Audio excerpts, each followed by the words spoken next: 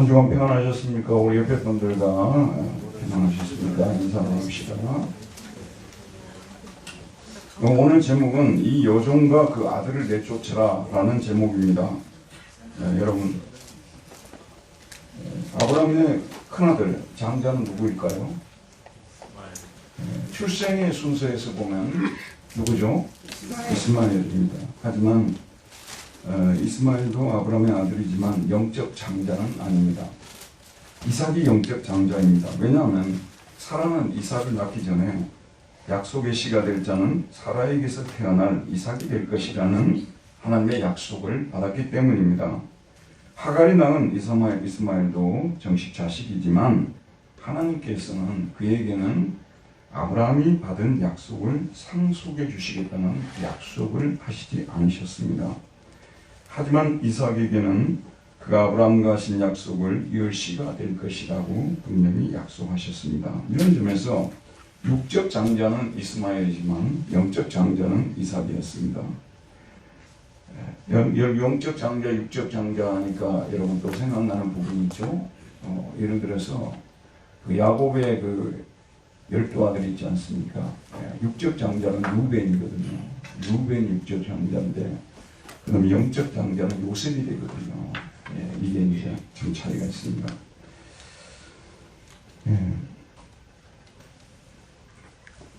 육적 장자는 이스마엘이지만 영적 장자는 이삭이죠. 하나님 앞에서는 영적 장자권이 우선이므로 이스마엘은 결코 이삭을 무시하지 말아야 합니다. 그런데 오늘 말씀을 보면 이삭이 태어난 지 얼마 되지 않아 이스마엘이 이삭을 무시하는 장면이 나옵니다. 8절에 보면 아이가 자라매 젖을 떼고 이삭이 젖을 떼는 날에 아브라함이 큰 잔치를 베풀었느니라. 여러분 젖을 몇 살 때쯤 뗍니까? 잊어버렸어요. 하도 오래돼가지고. 딸이 때는 집도 있고 어떤 집은 초등학교 때까지도 못 되고 여러분 심지어는 고등학교 청년들이 돼도 자기 엄마한테 가서 안고 있어요. 우리 집도 보면. 정확히 나와 있지 않지만 한 서너 살쯤 됐지 않을까 그렇게 추측을 해봅니다. 그날에 아브라함은 큰 잔치를 배설했습니다. 그럴 수밖에 없죠. 100세 때 낳은 아들인데요. 이런 잔치 한번 열지 않겠습니까? 그런데 잔치가 무르익어가고 있을 때 사라가 정말 보지 말아야 될 장면을 봤어요. 자기 눈에 포착이 되어 있으니까요. 무슨 장면을 봤을까요? 이스마엘이, 하갈의 아들 이스마엘이 이삭을, 약속의 자손 이삭을 아주 놀리는 장면을 포착을 하게 된 거예요. 그래서 사라가 본즉 아브라함의 아들 애굽 여인 하갈의 아들이 이삭을 놀리는지라. 이게 뭐차에 그는 분사형으로서 지금 막 놀리고 있다고 하는데 어떤 역본에서는 이게 그냥 플레이볼이라는 말이 있거든요. 플레이볼. 이게 운동할 때 가지고 노는 공이 있잖아요. 그렇게 아이를 다루고 있다. 이렇게 번역을 했습니다. 사라는 처음에는 눈을 의심했을 것입니다. 여러분 우리가 여기서 추측해야 될 것은 그냥 조금 이렇게 놀리는 정도가 아니라 아주 눈에 거스르게 막 마음이 상할 정도로 심지어는 화가 날 정도로 이 이스마엘이 하갈을 놀리고 있었다는 말씀입니다. 처음엔 눈을 의심했겠죠. 그 다음에는 어떻게 종의 아들이 주인인 자기 아들을 놀릴 수 있는가라고 생각하면 화가 치밀어 올랐을 것입니다. 사라가 화를 이기지를 못했어요. 당장에 자기 남편 아브라함을 찾아가서 요청합니다. 10절에 보면 그가 아브라함에게 이르되 이 여종과 그 아들을 내쫓으라. 이 종의 아들은 내 아들 이삭과 함께 기업을 얻지 못하리라. 이렇게 말합니다. 사라가 아브라함에게 이유 없이 화를 내는 게 아닙니다. 화를 내는 데 이유가 있습니다.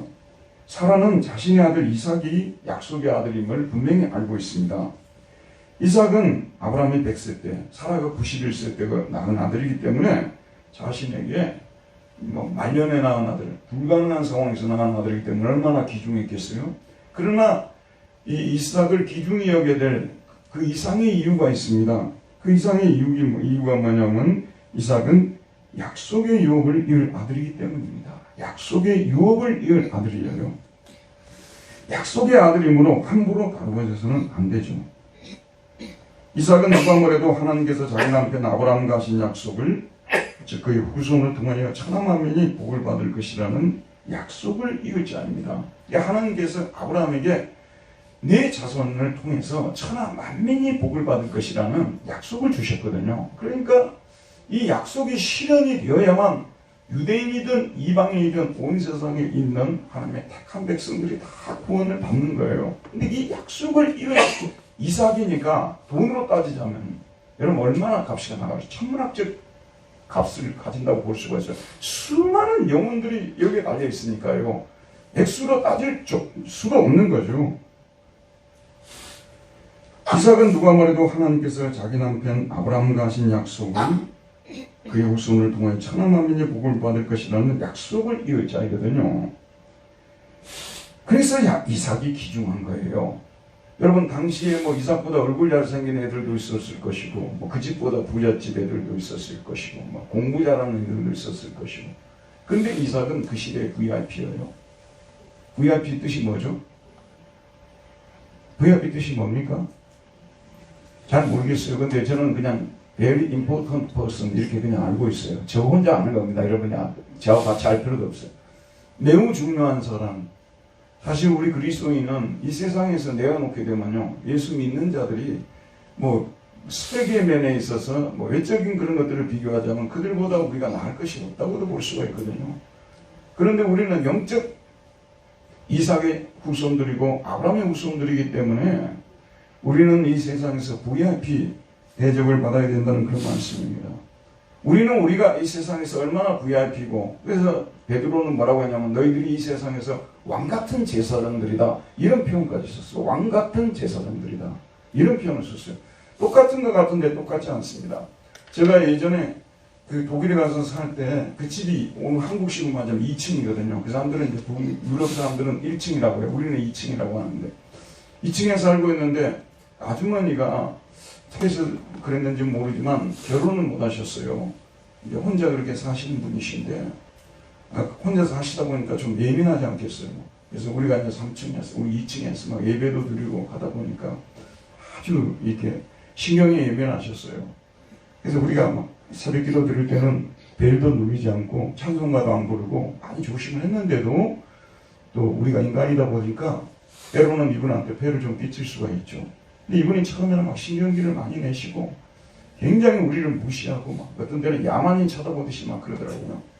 제가 속으로 그랬어요. 이분이 뭘 몰라서 이러는구나. 내가 다른 사람도 아니고 그래 하나님의 그 대사인데 내 신분이 어떤 사람인지 이분이 진짜 몰라요. 여러분 그 사람들에는 한국인 목사는요 야만인에 불과해요. 뭐 독일인들이 뭐 차별 안 한다고 하는데요, 인종 차별 엄청나게 합니다. 여러분 안 할 것 같습니까? 엄청나게 합니다. 솔직히 여러분 우리 한번 얘기해 보도록 합시다. 우리나라에 방글라데시 사람이 여기 와서 설교를 하고 있으면 여러분들이 뭐 한국인이나 유럽 사람들 미국인이 하는 것만큼 그렇게 대접할 수 있을까요? 이게 인간의 한계거든요. 속으로 제가 이렇게 제가 그래도 영적으로는 중요한 사람인데 이분이 좀 심하게 무시하는구나 그런 생각을 했어요. 그랬는데 세월이 지나고 또 우리 하나님께서 우리 기도를 들어주셨는지 무슨 일이 일어났는지는 모르지만 이분이 어느 정도 시간 지나고 나서 불평도 안 하시고 또 우리를 미워하지도 않으시고 아주 나이스하게 대해주시고 길에서도 만나면 막 인사도 해주시고 이런 역사가 일어났어요. 사실 세상 사람들이 우리 그리스도인들이 얼마나 중요한 사람들인지 모르거든요. 고귀한 사람들, 심지어는 우리 그리스도인들도 몰라요. 자기가 얼마나 고귀한 사람이 되었는지를 몰라요. 얼마나 값진 사람이 되었는지 우리는 몰라요. 그래서 마틴 루터가 종교개혁 시대에 오늘날 그리스도인들은 자기가 누구인지를 모른다고 했는데 그 말이 딱 맞아요. 저와 여러분들이 매우 중요한 분들입니다. 우리 옆에 분들과 당신은 VIP십니다. 인사 한번 합시다. 당신은 VIP십니다. 영적으로 VIP예요. 또 어디 나가서 잘못 설교를 들어가고 내가 VIP인데 왜 이러냐고 그랬다가는 큰일 납니다. 영적으로 VIP죠. 우리는. 이삭이 함부로 대해서는 안 되는 이유가 그런 영적인 장자권을 가지고 있거든요. 영적인 VIP입니다. 하갈은 자신의 아들 이스마엘에게 이 사실을 주지시켜 그로 하여금 이삭을 놀리지 못하게 했었어야 했습니다. 왜냐하면 이삭이 약속의 자손임을 하갈도 알고 있기 때문이거든요. 그런데 하갈이 자기 아들 이스마엘이 이삭을 놀리는 것을 말리지 않았습니다. 여러분, 노예 사이에서 한번 생각해 보세요. 어느 노예 어머니가 자기 아들한테 이 집은 주인 아들이라 그 얘기 안 했겠어요? 너 놀리면 안 된다고 얘기 안 했겠어요? 그런데 그걸 무시하고, 그 어머니도 하갈도 무시하고, 그 다음에 이 이스마엘도 무시한 거예요. 두 사람 똑같이 무시한 거예요. 그래서 오늘 말씀이 그냥 나온 말씀이 아니고 10절 말씀 우리 다시 한번 우리 큰 소리로 한번 읽어보도록 하겠습니다. 시작. 그가 아브라함에게 이르되 이 여종과 그 아들을 내쫓으라. 이 종의 아들은 내 아들 이삭과 함께 기업을 얻지 못하리라 하므로. 그래서 오늘 말씀을 보면 이스마엘만 내쫓으라는 것이 아니고요, 하갈 그 어머니도 내쫓으라고 했어요. 그 어머니와 아들을 둘 다 내쫓으라고 말하고 있는데, 내쫓으라는 게 명령이잖아요. 그런데 이 가레시라고 된 히브리어는 뭐냐면, 영어로 여권들이 이제 번역이 다 다릅니다만 어떤 여권에서 드라이브 아웃라든 드라이브 어웨이라고 이렇게 번역을 했어요. 여러분, 드라이브는 차 모는 거 아니에요? 차로 실어갖고 몰고 차 바깥에다 갖다 버리라고 말이에요. 이런 아주 가격한 표현이거든요. 냉정한 표현이고요. 그리고 이거는 정말 갖다 내버리라는 뜻이에요. 그냥 내버리라는 것이 아니라, 말로만 그런 게 아니라 진짜 하갈과 그 이스마엘을 밖에다가 내버리라고. 그 당시는 차가 없고 마차가 있었기 때문에 이제 마차로 갖다 내버리라고 이렇게 했던 것이죠. 아주 냉정하고 매몰찬 말입니다. 사라는 이렇게 말하면서 그 이유를 남편에게 말합니다. 이유 없이 그런 게 아니에요. 사라는 하나님께서 하신 말씀을 그 남편에게 상기시킵니다. 이 종의 아들은 내 아들 이삭과 함께 기업을 얻지 못한다고 창세기 15장 4절, 17장 21절에서 하나님께서 분명하게 말씀하셨어요. 이스마엘에 대해서, 여러분 다음 시간에 제가 말씀드리겠습니다. 이스마엘에 대해서 하나님 복을 많이 말씀하셨어요.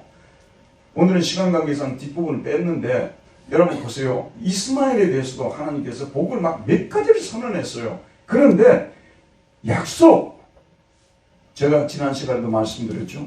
성경에서 약속을 빼버리게 되면요, 찐빵을 우리가 만드는데 앙코를 빼버리는 것 똑같은 거예요. 이해가죠? 그래서 이게 구약을 뭐라고 했죠? 옛날에 약속이라 했죠. 신약을 뭐라고 했습니까? 새로운 약속이라고 했죠. 그런데 테스타멘트라고 해서 유언 같은 약속이라고 했죠. 자, 여러분 저를 보세요. 성경에서, 여러분 성경을 많은 사람들이 읽는데 약속이라는 걸 빼버리고 성경을 읽으면 약속의 내용은 예수 그리스도를 통해서 죄인들을 구원해 준다는 거예요. 한마디로. 그 약속을 가져올 자가 아브라함의 후손에서 태어나고 다윗의 후손으로 온다는 것이 그거죠. 성경 66권은 이 약속을 빼대로 해서 다 진행이 되는 거예요. 큰 물줄기는 약속의 큰 물줄기를 오는 거고, 나머지는 지류들이에요. 지류들. 이 약속이 중요한데, 이스마엘도 많은 받을 복들이 있습니다만은 약속을 함께 나눌 수는 없어요. 이 약속은 하나님께서 이삭에게만 준다고 약속을 하셨어요. 여러분 저를 보세요. 이 세상에 사는 사람들 하나님께서 비도 주시고 눈도 주시고 단풍도 주시고 봄날에 참 팍푼 이 숲도 주시고 맑은 하늘도 주시고 하나님 베푸는 은혜가 얼마나 큰지 몰라요. 그러나 예수 그리스도를 통해서 구원해 주시는 이 은혜는 우리 예수 믿는 여기 앉아있는 저와 여러분들에게만 준다는 걸 여러분 아셔야 되는 거예요. 그게 우리가 받은 특별한 은혜, 이걸 갖다 뭐라고 하냐면 특별 은혜라고 하는 것입니다. 아까 앞에 말한 것은 일반 은혜라고 하는 것이고요. 제너럴 그레이스라고 하고, 이건 스페셜 그레이스입니다. 특별한 은혜를 우리가 받은 것이죠. 아브라함의 아들은 몇 쳤습니까? 둘이죠. 하갈에게 난 이스마엘은 종의 아들입니다. 사라에게서 난 이삭은 약속의 아들입니다. 이 둘은 한 지붕 밑에서 사이좋게 공존을 할 수가 없어요. 여러분 일반인서는 뭐라고 얘기를 하겠어요? 뭐 그렇게 서로 싸울 필요가 있느냐. 한 집안 안에서 공존하면 되지. 그 약속을 서로 함께 나누면 되지. 그건 우리들의 생각이고, 우리가 믿는 하나님은 그런 하나님이 아닙니다. 그래서 사라는 아브라함에게 하갈과 그 아들을 내쫓으라고 말하는 것입니다. 자, 놀랍게도 여기 나오는 이 말씀을 인용한 사람은 사도 바울입니다. 갈라디아서, 다 우리 갈라디아서 한번 펴보시기 바랍니다. 4장 21절에서 31절입니다. 갈라디아서 4장 21절에서 31절.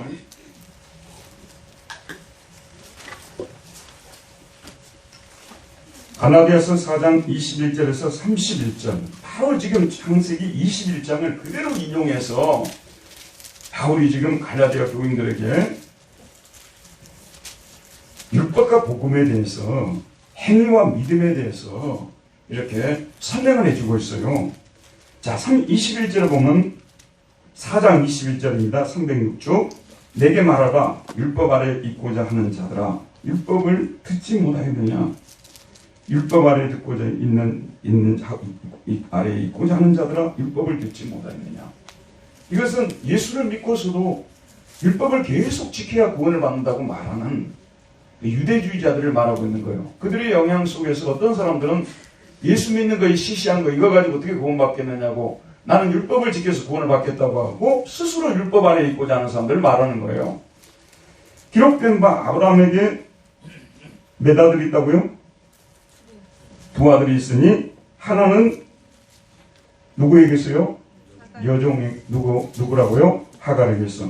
그 다음에 하나는 자유에 있는 여자 누구요? 사라에게서 낳다 하였으며. 맞죠? 지금 우리가 읽었던 이 본문을 인용하고 있는 거예요. 그 다음에 23절.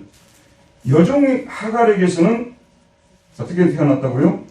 육체에 따라 태어났고, 그 다음에 자유에 있는 사라에게서는 약속으로 말미암았느니라 하는데, 자유에 있는 여자에게서 난 아들은 하나님의 약속의 결과로서 태어났다. 이렇게 NIV는 그렇게 번역했습니다. 하갈의 아들 이스마엘은 아브라함과 사라가 상의를 해서 얻은 아들, 즉 육체의 지혜를 사용하여 낳은 아들입니다. 자, 잠깐 들어보시기 바랍니다. 우리는 설교를 듣고 은혜를 받는 것도 있지만 진리를 배우는 측면도 있기 때문에 진리를 잘 배우셔야 됩니다. 지혜라는 말이 뭔지, 육체에 따른 지혜라는 게 뭔지 아십니까? 아브라함이 예전에 사라가 하도 아브라함이 아기가 안 생기니까, 약속의 자손이 안 생기니까 자기 남편을 불렀어요. 그래서 둘이 회의를 한 거예요. 지혜를 서로 짜서 모은 거죠. 그게 뭐냐면, 우리 집에서 길리고 있는 애국 여자 하갈을 당신에게 줄 테니까 하갈을 통해서 약속의 유업을 잇자고, 이게 바로 육체의 지혜라고 말해요.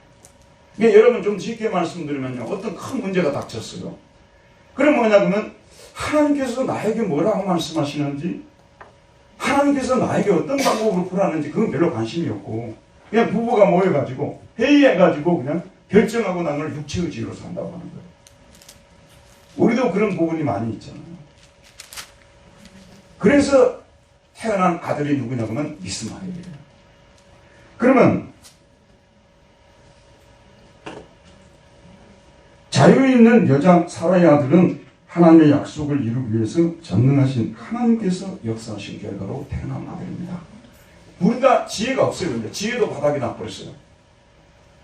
완벽하게 이제는 생물학적으로든지 아니면 뭐 지혜적인 측면인데 다 차단이 됐잖아요. 근데 하나님이 아브라함과 맺은 약속을 성취시키기 위해서 사라의 태를 여시고 아이를 잉태하게 하시고 출산하게 하신 거예요. 그러니까 이건 전적으로 하나님의 능력으로 태어난 아들이죠. 인간의 지혜의 능력이 아니라 하나님의 능력으로 태어난 아들. 그렇게 달라요, 서로가요. 태어날 때가 너무 다르다니까요. 이삭이 태어난 거하고 이스마엘이 태어난 거하고 그렇게 다른 거예요. 사도 바울은 이것은 비유로서 두 여자들은 두 언약을 대표한다고 말합니다. 24절 볼게요. 이것은 비유니 이 여자들은 두 언약이라 하나는 신의 손으로부터 종을 낳은 자니 곧 하갈이라. 이 하갈은 아라비아에 있는 신의 산으로서 지금 있는 예루살렘과 같은 곳이니 그가 자녀들과 더불어 종노릇하고. 신의 산을 연결시킵니다. 신의 산은 어떤 곳입니까? 모세가 하나님으로부터 율법을 받은 곳이죠. 신의 산을 하게 되면 율법하고 연상이 시켜요. 그러니까 하갈은 뭐냐면요, 율법을 통해서 인간을 구원한다는 그 예표로서 등장하는 사람이 하갈입니다. 율법은 자기가 지켜야 구원받는 거죠. 자기 힘으로 구원받게 하는 게 율법이에요. 이게 이제 하갈과 그렇게 연결이 되어 있다, 그런 말씀이죠. 그 다음에 오직 위에 있는 예루살렘은 자유자니 우리 어머니라. 위에 있는 예루살렘이 있어요. 땅에 있는 예루살렘은 이스라엘 땅에 지금 있고요. 위에 있는 예루살렘이 있다니까요. 그런데 사라는 이 사라는 위로부터 난 여자, 약속으로부터 태어난 여자고 곧 우리 어머니라고 말하고 있습니다. 그런데 27절에 보면 기록된 바 잉태하지 못한 자여 즐거워하라, 상고를 모르는 자여 소리질러 외치라, 이는 홀로 사는 자의 자녀가 남편이 있는 자의 자녀보다 많음이라. 아까 제가 도동문에서 읽어드렸던 이사야 54장이거든요. 여기 보게 되면 예수 그리스도의 그 메시아의 그 십자가와 고난과 부활의 사역을 통해서 그 이후에 그를 믿고 구원받는 자녀가 어마어마하게 많을 것이라는 말씀이에요. 율법을 지키는 행위를 통해서 구원을 받을 자녀들보다도 예수를 믿음으로 구원을 받을 자녀들이 비교할 수 없을 정도로 많을 것이라고 말씀하고 이미 예언이 되어 있습니다. 실제 한번 상황을 보세요. 지금 율법을 지켜서 구원을 받겠다는 사람들 유대인들 아니에요. 그래서 숫자 한번 세보세요. 얼마나 되겠는가. 그러나 우리 예수를 믿고 구원받은 사람들 전 세계에 지금 흩어져 있잖아요. 숫자적으로 비교가 안 되죠. 이렇게 하나님이 하시겠다고 이미 약속을 하신 거예요. 자, 이렇게까지 이렇게 설명을 하고 그 다음에 28절에 뭐가 나오냐면 형제들아 너희는 이삭과 같이 약속의 자녀라 이렇게 말하고 있습니다. 형제들아 너희는 이삭과 같이 약속의 자녀라. 자, 우리 예수 믿는 사람들은 모두 이삭과 이스마엘 계통으로 따져보자 그 말이에요. 우리는 어느 계통에 속해 있다고요? 이삭 계통에 속해 있어요. 우리는 이스마엘 계통이 아니에요. 지금 여러분 잘 아셔야 됩니다. 아라비아 사람들 있잖아요. 사우디아라비아, 뭐 이란, 이라크, 뭐 이런 지금 무슬림들 있지 않습니까? 다 자기들이 선조가 누구냐면 이스마엘이라고 그 사람을 믿고 있어요. 그 사람들 입으로 그냥 이스마엘이라고 얘기를 해요. 자기들의 선조는 이스마엘이라고. 그렇게 한다니까 실제로. 그런데 원칙으로 우리 혈통적으로 이삭의 자녀는 아니죠 우리가요. 그런데 우리는 예수를 믿음으로 이삭 계통에 속하게 된 거예요. 이해하시겠죠 여러분? 저와 여러분들이 뭐 돈 써서 그런 것도 아니고요. 혈통이 그렇게 태어나서 된 것도 아니고 예수 그리스도를 믿음으로 우리는 이삭 계통에 들어서게 된 거예요. 이 이삭 계통은 뭐냐면 특별한 복을 받는 사람들이에요. 이스마엘도 하나님께서 이 계통도 많은 복을 주신다니까 다음 시간에 제가 말씀드릴게요. 그런데 이삭이 받은 복과는 비교할 수가 없어요. 이스마엘이 받은 복은 현재에만 국한된 거예요. 그러나 이삭이 받은 복은 미래까지 영원까지 연결되는 복이기 때문에 복의 가치를 비교하자면 비교조차 할 수 없는 그 계열에 저와 여러분들이 믿음으로 들어오게 되어 있는 거예요. 저와 여러분들이 누구의 자녀라고요? 이삭과 같이 약속의 자녀다. 자, 여러분 머릿속에 탁 들어가도록 하기 위해서 우리 중에서 설교에 막 집중해가지고 막 하는 거 막 다 외우는 사람 별로 없어요. 저도 집에 가면 잊어버려요. 여러분도 많이 잊어버리겠죠. 근데 중요한 걸 안 잊어버렸으면 좋겠어요. 우리가 약속의 자녀라는 거. 그래서 옆에 분들과 머릿속에 입력하기 위해서 제가 드리는 거예요. 당신은 약속의 자녀입니다. 우리 인사 한번 나눕시다. 당신은 약속의 자녀입니다. 솔직하게 말씀드리면요. 교인들이요. 진리 배우는 거 그렇게 관심이 없어요. 주일날 교회 갔다 온다는 것이 관심 있는 분들도 많아요. 그렇게 막 성경을 배워가지고 막 성경을 묵상하고 막 성경을 더 배우려고 막 애를 쓰고 그런 사람 10명이면 1명밖에 안 돼요.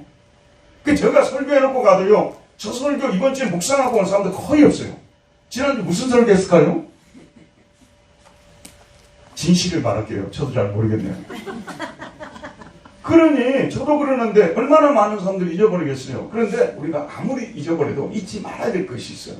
우리가 예수를 믿음으로 무슨 자녀가 됐다고요? 약속의 자녀가 되었다는 거. 이건 확실하게 우리가 머릿속에 넣어놔야 돼요.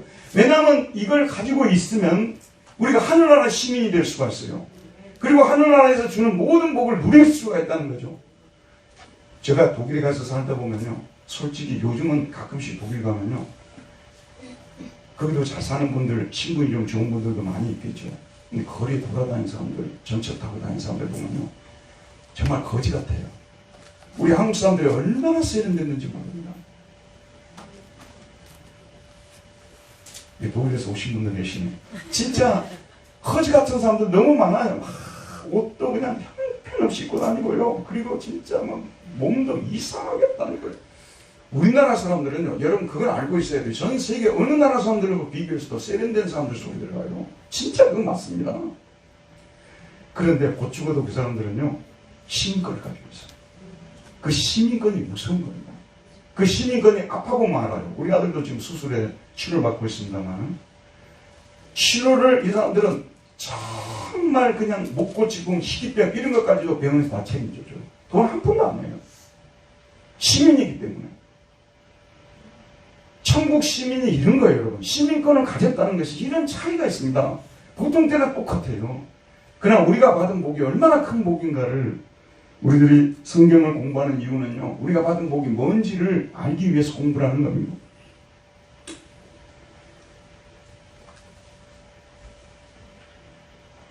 그런데 보십시오, 여러분.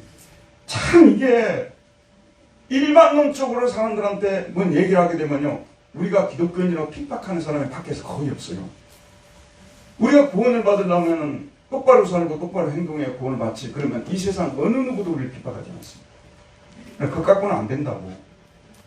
반드시 십자가에 못 박히시고 부활하신 예수님을 믿음을 통해서만 구원을 받는다고 얘기하잖아요. 종교적인 독단론자들이고 관용을 모르는 자들이고 자기들밖에 모르는 자들이고 얼마나 기독교인들을 핍박하는지 몰라요, 여러분. 지금도 안 믿는 사람들이 기독교인들 욕하는 부분에 있었어요. 너무 기독교인들은 자기들만 구원받는 종교라고 말하고 예수의 유일성, 예수만이 구원해준다고 이렇게 막 독단적으로 얘기한다고 이 사람들이 싫어하거든요. 그래서 약속의 자녀들은요, 이 비밀을 아는 사람들에게는 참 이게 은혜가 되는데, 모르는 사람들한테는 행위로 구원을 받겠다고 받는다고 외치는 사람들한테는 눈에 가시고요. 진짜 이 사람들 미운 사람들이에요. 이건 뭐하고 똑같냐 그러면요, 뭘 얻으려고 하면 자기가 노력을 좀 해서 받아야 될 거 아니에요? 근데 노력을 하지 않고 예수님이 노력은 그걸로 자기가 뭘 받겠다고 하니까 너희들은 너무 양심도 없는 사람들하고 이렇게 하면서, 그래서 은혜로 구원을 받는다는 이 진리를 외치게 되면요, 핍박을 안 받은 사람이 지금까지 교회에 있어서 한 사람도 없었어요. 대부분 어떤 사람들이 핍박하냐면 행위주의자들이 핍박. 어떻게 구원을 받는데, 로마 가톨릭은 그래서 아싸리, 일본말 아싸리 어떻게 가르쳐버리냐면요, 예수님께서 어시스트를 해줬다는, 골대 앞에다 공을 딱 갚아줬다는 거죠. 노력을 해갖고. 그러면 차서 넣는 거는 누가 해야 된다는 거죠? 우리가 해서 넣어야 된다는. 근데 그 골이 찼다고 해서 들어갈까요, 안 들어갈까요? 반드시 들어간다는 보장이 없죠. 골키퍼가 설령 없어도요, 밖으로 차낼 수 있어요. 그래서 이 사람들의 구원론은요, 죽어봐야 한다는 거예요. 이 굉장히 합리적인 구원론을 이 사람들이 펼친 거죠. 이렇게 가르치면은요, 반대하는 사람도 없어요. 핍박하는 사람도 없어요. 그러나 우리 행위로 안 되고 오직 예수를 믿음으로만 구원을 받아 가르쳐 놓잖아요. 그러면은 너무 양심 불량한 사람들 하면서 사람들이 그걸 안 받아들여요. 그래서 여러분, 심지어는 여기 앉아있는 분들도요, 죽을 때까지 이 진리를 깨닫지는 못해요. 그래서 깨닫지 못한 결론이 뭔지 압니까? 여러분의 입에서 예수라는 말이 나오지도 않아요. 안 믿는 사람들을 만나도 예수 믿으라는 말 한마디도 못해요. 그 뭐냐면 여러분이 사실상 그 진리를 깨닫지 못했기 때문에 그런 거예요. 은혜의 복음을 깨달으면요, 자신이 한 행동에 대해서 다 바르게 살려고 노력하죠. 그럼에도 불구하고 이것으로 어떻게 하나님 앞에 설 수 있겠습니까? 주님이 십자가에서 얻은 의가 아니고서 내가 어떻게 살 수 있겠습니까? 이렇게 사람이 그렇게 되나거든요. 근데 이게 깨닫지 못한 사람들은요, 그런 마음속에 갈등도 없고요, 이렇게 참 안타까운 이런 상황이 벌어지게 되는데, 이 핍박의 역사를 찾아 올라가 보게 되면 거슬리고 저 위로 올라가면, 그러나 그때 육체를 난 자가 따라 난 자가 성령을 따라 난 자를 박해한 것 같이 이제도 그러하리라, 다 이렇게 걸리게 돼 있어요. 아브라함의 시대에도, 모세의 시대에도, 구약의 시대에도, 신약의 시대에도 육체의 지혜와 행위를 자랑하는 자들이 성령을 따라 난 자들을, 즉 하나님의 은혜와 예수 그리스도의 십자가 부활의 공로를 믿음으로부터 난 의를 자랑하는 자들을 박해왔다는 것은 성경을 읽어본 사람들이 다 알 수가 있어요. 그래서 여러분, 이사야 성경 아시죠? 이사야 보게 되면 남은 자가 그렇게 많이 나와요. 구루터기라는 말도 나와요. 세상에 이 진리를 믿는 사람이 10분의 1도 안 되는 거예요. 그러나 그 중에 그루터기만 남았다 할지라도 하나님이 그들을 구원해준다는 말씀이 집중적으로 나오죠. 이사야는 구약의 복음서예요. 그래서 예수 그리스도가 오셔서 그 남은 자 몇 명을 구원하고 그들을 통해서 다시 구원 역사를 펼쳐간다는 것이 구속사예요. 저는 이 설교를 하면서도요, 여러분이 진심으로 이 진리를 깨달았으면 좋겠어요. 가짜로 깨닫는 게 아니라, 깨닫는 척하는 것이 아니라 진짜 이 진리가 여러분 속에 와닿았으면 좋겠습니다. 그러면 성령을 따라 난 우리들은 이 육체를 따라 난 자들을 어떻게 대해야 합니까? 이런 맥락에서 바울은 오늘 우리가 다루고 있는 창세기 21장 본문을 직접적으로 인용하고 있습니다. 우리 30절 말씀, 갈라디아서 4장 30절 한 절만 큰 소리로 한번 읽어보도록 하겠습니다. 시작. 그러나 성경이 무엇을 말하느냐? 여종과 그 아들을 내쫓으라. 여종의 아들이 자유 있는 여자의 아들과 더불어 유업을 얻지 못하리라 하였느니라. 여종과 그 아들을 어떻게 하라고요? 여종과 그 아들을 내쫓으라고 말씀하고 있어요. 사도 바울은 예수님을 믿음으로 하나님의 유업을 받으려고 하는 백성들과 자신의 행위에 공로를 세워서 하나님의 유업을 받으려고 하는 백성들은 서로 사이좋게 공존을 할 수 없다고 말합니다. 성령을 따라 난 자들은 육체를 따라 난 자들을 반드시 쫓아내야 합니다. 같이 공존을 한 지붕 두 가족이란 말이 있잖아요. 절대 공존할 수 없어요. 설령 공존을 해도요, 마음이 통할 수가 없어요. 어떻게 통하겠습니까, 여러분? 사람이 한번 딱 만나잖아요. 통하는 사람은 5분 안에 통해버려요. 안 통하는 사람들은 100년을 살아도 안 통해요. 왜냐하면 근본 뿌리가 틀리니까요. 근본 뿌리가 다르기 때문에 안 통하는 거예요. 그래서 한 지붕 두 가족 하라고 하나님 말씀하실 것 같은데 그렇지 않습니다. 여종과 그 아들을 내쫓으라고 말하고 있습니다. 그러면서 여종의 아들이 자유 있는 여자의 아들과 더불어 유업을 얻지 못한다. 이렇게 분명하게 말씀하고 있습니다.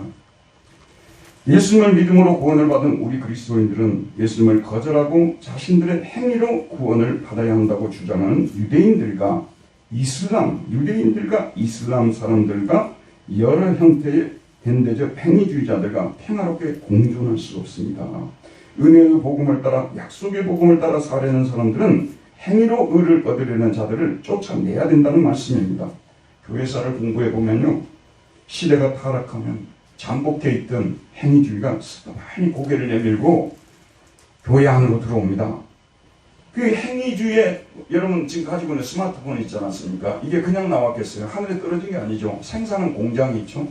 행위주의 생산 공장은 뭐냐면 철학자들의 사무실이에요. 연구실, 철학자들의 연구실. 철학자들이 여러 가지 얘기들을 하는데 결국은 이 철학자들이 퍼뜨리는 구원론은 항상 행위 구원론입니다. 어떻게 선한 행위 없이 인간은 구원을 받을 수 있겠느냐? 철학자들, 어떤 종류의 철학자들 만나도 다 이렇게 이야기해요. 행위 없이, 선행 없이 어떻게 구원을 받을 수 있겠느냐? 이게 철학자들이 퍼뜨리는 구원론입니다. 그런데 신학자들 중에서 이런 철학자들의 영향을 받아서 슬그머니 행위 구원론을 교회로 가지고 들어옵니다. 이런 철학자들의 지혜에 성경의 옷을 입혀서 마치 그 철학자들의 말이 기독교적인 것처럼 가르쳐버리는 거, 변장을 하고 들으는 거예요. 원래는 그 철학자가 한 말이거든요. 사르트르가 한 말이고, 헤겔이 한 말이고, 니체가 한 말이고, 그런데 성경의 옷을 입고 들어오니까, 변장을 하고 들어오니까 사람들이 못 알아보는 거예요. 그런데 그 사람들이 뭘 가르치는가 쭉 읽어보게 되면 예수 그리스도의 십자가 부활의 복음을 안 가르치는 사람들은요, 그거는 시시한 거라고 해요. 그거는 초보적인 것이고요. 하나님의 뜻은 더 창대하고 더 거대하다고 얘기를 하면서요, 우리가 믿고 있는 이 복음이 시시하고 왜소한 것으로 이 사람들 만들어버립니다. 그래 결과적으로는 뭐냐면, 결과적으로 들어보게 되면 내 선한 행위가 없이는 구원을 받을 수 없다는 것이 이분들이 퍼뜨리는 내용이죠. 지금까지 신학은 대체 철학의 신현 노릇을 해왔습니다. 철학대로 나름대로 많은 유익을 줍니다. 여러분 철학 공부를 하게 되면요, 논리학이라는 걸 배웁니다. 3단론법, 사실 초등학생들도 요즘에 다 하는 거잖아요. 그래서 철학은 우리 인간의 합리적 사고를 하도록 훈련하는 데 있어서 정말로 좋은 겁니다. 그래서 우리 철학자들로부터 논리학은 우리가 반드시 배워야 돼요. 우리 논리를 연마시키는 데는 누구나 다 아는 얘기지만 철학과 수학입니다. 철학과 수학 공부를 통해서 우리 논리를 많이 훈련을 시킵니다. 이건 너무 좋은 거예요. 그런데 철학이 인간이 구원을 어떻게 받는가, 인간은 어떻게 살아야 할 것이냐, 이런 문제를 가지고 들어오게 되면 우리는 성경을 통해서 그 문제를 해결해야 되지, 철학자들의 말을 통해서 해결하려면 안 된다는 그런 말씀이에요. 철학자들은 논리학으로 그냥 거기서 족해야 되는데 윤리학이라든지 행위선학이라든지 인간이 어떻게 살 것이냐, 인간이 어떻게 구원을 받을 거냐, 이런 문제를 가지고 들어오게 되면 너라고 우리는 가감하게 아니라고 쫓아내버려야 된다 그런 말씀이에요. 발도 못 붙이게 말해드려야 된다 그 말입니다. 그래 교회에 들어왔는데 어떤 사람이 맨날 철학 이야기를 해가지고 사람들을 혼란시키고 마치 우리가 배운 구원 외에 다른 구원이 또 있는 것처럼 막 가르치고 이러면 쫓아내야 된다고 성경이 말씀하고 있는 겁니다. 구원에 관한 진리는 성경에서 가르치는 거예요. 영생이 무엇이고 우리가 어디서 와서 어디로 가야 하면 어떻게 살아갈 것이냐, 성경에서 이걸 배워야 된다는 그런 말씀입니다. 잘 들어보세요 여러분. 교회는 행위주의가 슬그머니 우리 공동체 안으로 밀고 들어오는지를 주의해서 살펴야 합니다. 행위주의는요 결코 하나님 은혜를 강조하지 않습니다. 예수 그리스도의 십자가 부활을 들어보려고 귀를 기울여도요 그런 분들 별로 얘기를 안 해요. 왜냐하면 그 진리가 그들 속에 사무치게 역사하지 않았기 때문에 그런 거예요. 죽은 자의 부활과 천국과 영생, 이걸 어떻게 믿어? 이른단 말이에요 여러분. 이런 걸 어떻게 믿어? 어떻게 사람이 죽었다가 살아나? 어떻게 죽음 후에 세상에서? 제가 드리는 말씀은요 너무나도 객관적인 말씀이에요. 여러분 이런 사람들 여러분 주위에 반드시 있어요. 이 사람들은 행위구원론자들이에요. 그래서 이분들은 예컨대 사회정의라든지 공의라든지 이 땅에 비저블하게 눈으로 볼 수 있는 그런 어떤 사회복지가 잘 실현되고 그리고 민주주의가 잘 실현되고 여기가 하나님 나라라고 해요. 그게 정확하게 유대인들이 바라고 있는 하나님 나라예요. 유대인들은 정확하게 가시적인 하나님 나라를 바라고 있어요. 유대인들은요 눈에 보이지 않는 하나님 나라를 가르치는 거 그것 때문에 예수님을 그렇게 싫어했어요. 그리고 자기들이 만들어놓은 법이 아니라 예수님이 하나님의 법만 순종하라니까 그것도 싫어했어요. 그래서 예수님을 때려 죽이려고 했지 않습니까?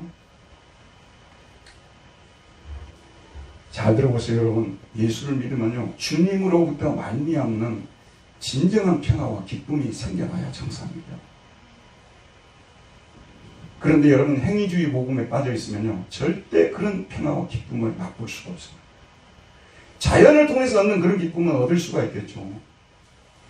뭔가 선한 행위라고 하면 보람이 있으니까요. 그런 보람도 있겠죠. 그러나 성령으로 말미암아 주님이 주시는 세상이 줄 수 없는 그런 평화, 그런 기쁨, 그런 위로는 절대로 경험할 수가 없습니다. 이건 복음을 통해서만 하나님께서 특별히 주시는 은혜이기 때문에 그런 것입니다. 자, 유대인들 예수님 너무너무 싫어했죠. 비저블한 볼 수 있는 하나님 나라를 건설 안 하고 노마이들을 쫓아내고 정부를 세워야 되는데 그런 정부를 수립하려고 하지 않고 자꾸 죽겠다고 말하고 내 나라는 여기에 속해 있지 않다고 말하고 그게 너무 싫었던 거예요. 그래서 예수님을 결국은 십자가에 못 박도록 내어줬지 않습니까? 이방인의 손으로. 약속의 유업을 받은 사라와 이삭의 후예들은 이런 유업을 받지 못한 하갈과 이스마엘과 함께 갈 수 없습니다. 마지막 한 가지만 말씀드리고 마칠게요. 그런데 여러분 간첩이라는 것이 있잖아요. 간첩이 있죠. 근데 행위주의는 간첩같이 우리 속으로 스며들어와가지고 우리 안에 딱 숨어있어요. 바울은 이 행위주의가 파견한 간첩을 뭐라고 하냐면 옛사람이라고 해요. 아담이 물려준 옛사람이라고. 옛사람 많이 들어보셨죠? 그게 이 옛사람은 뭐냐면 하갈처럼 살려는 사람이에요. 자기 행위로 자기 노력으로 구원을 받겠다고 선포하고 그렇게 살아가는 사람은 이게 바로 옛사람이거든요. 저를 비롯해서 우리 모두는 예수를 믿고 거듭남으로 우리 안에 새 사람이 태어났어요. 이게 우리 안에는 몇 사람이 있습니까? 저와 여러분 안에는 몇 사람이 있어요? 두 사람이 살고 있어요.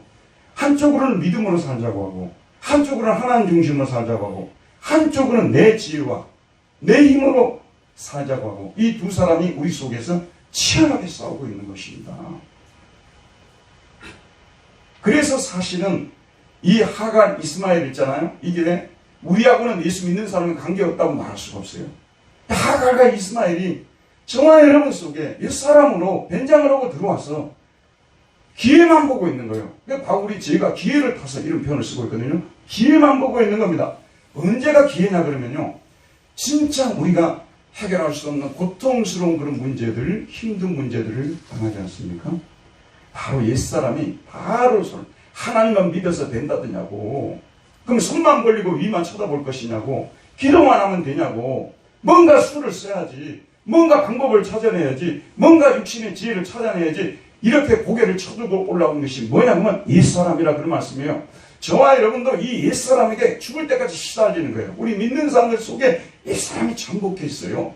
그래서 어떤 때는 참 새사람을 따라서 하나님을 기쁘시게 해야 되겠다고 발버둥을 치고 실제로 그런 기쁨 있게 하는 삶을 살다가 어떤 때 딱 되지 않습니까? 그러면 또 뭐냐면 옛사람이 딱 올라와가지고 우리를 설득해요. 설득해가지고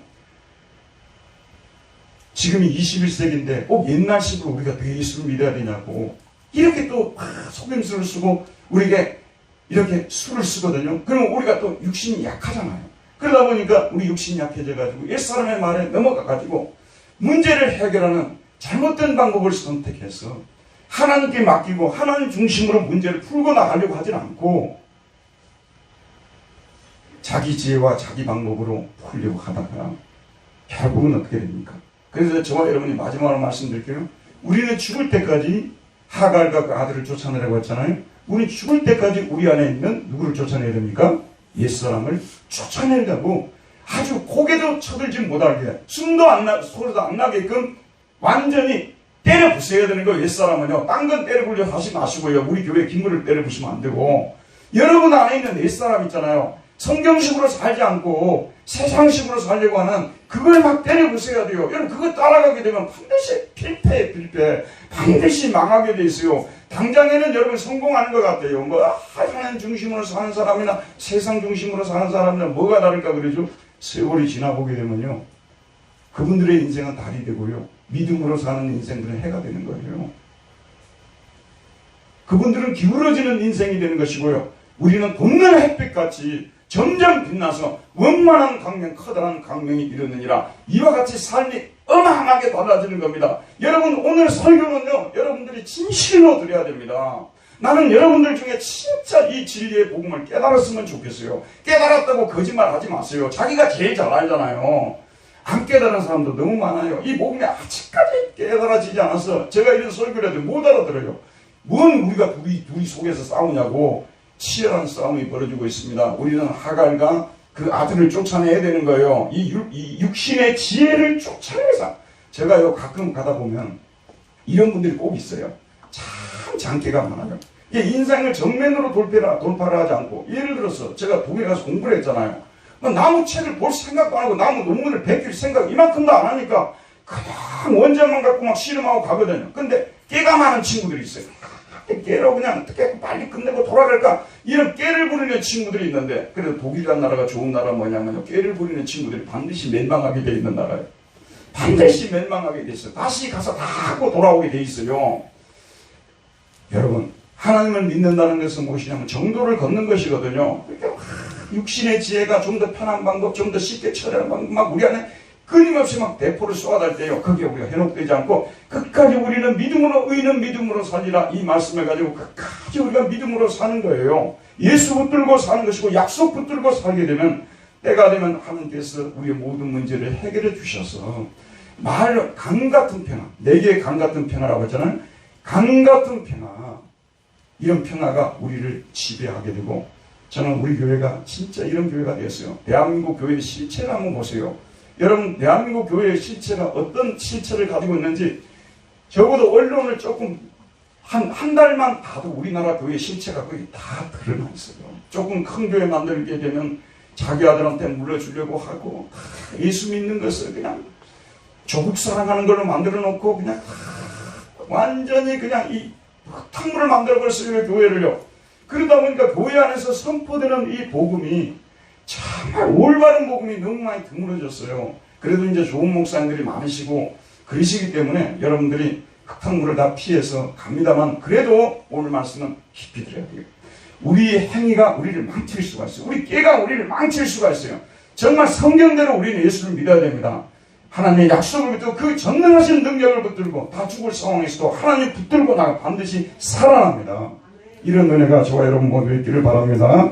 은혜로우신 우리 하나님 아버지, 오늘도 이 흙탕물 같던 우리 한국 기독교 속에서 생명의 말씀을 전하는 교회들 속에 우리 하나님 함께하여 주시고, 말씀 붙들고 약속의 말씀을 붙들고 살아가는 사랑하는 성도들에게 함께하여 주셔서, 지금은 눈에 보이는 척도에 의하면 모자라고 부족한 것 같고 하나님도 도와주지 않는 것 같이 보이지만, 때가 되면 우리 하나님께서 그들의 얼굴을 들어줄 것이고, 우리 하나님 함께 하시는 사인들을 보여줄 것이고, 하나님께서 그들을 번성하게 하고 창대케 하실 것을 믿습니다. 이런 은혜 가운데서 힘을 내는 우리 모두가 되게 하여 주옵소서. 예수님 이름으로 기도하였습니다. 아멘.